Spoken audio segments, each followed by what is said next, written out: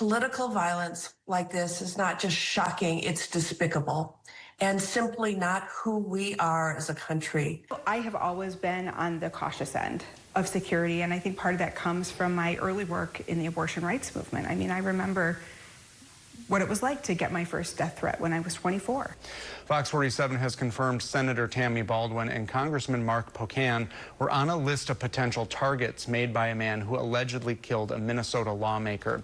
The list also included multiple officials at the state capitol. Political reporter Will Keneally has more. We've seen reports of 11 different lawmakers here in the state capitol that have appeared on that alleged Minnesota shooter's hit list. Now, we're not sharing their names. We're being asked not to due to security concerns, which I think speaks to the level of concern that we're seeing here in the state capitol. Doing this job is a way to try to pay that opportunity forward and make sure that every kid has the kind of blessings that I had growing up in this state. But Madison State Senator Kelda Roys says the job of public servant comes with risk now.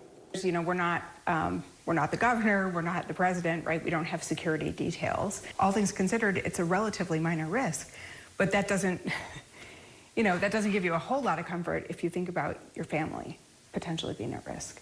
Over the weekend, a suspected gunman shot two Minnesota lawmakers and their spouses.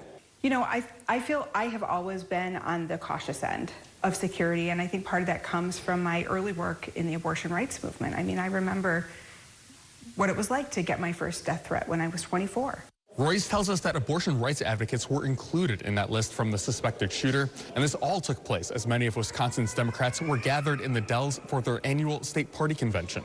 Elected officials have been in touch with different security personnel. What we did was take swift action to increase the level of security here at our state party convention to make sure that attendees were safe and that we were able to proceed with party business accordingly. But I do think that the work is really, really important. And the worst outcome that could happen from this is if people feel like they don't want to speak out. That's all inside the state capitol. Now, as we mentioned earlier, U.S. Senator Tammy Baldwin also appeared on that suspected shooter's list. We spoke with her earlier today. Political violence like this is not just shocking, it's despicable and simply not who we are as a country.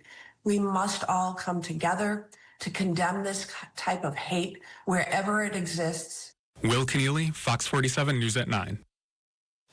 Later this week, the State Assembly will meet for a floor session to vote on bills. The Assembly Speaker's office says they will increase security for that session.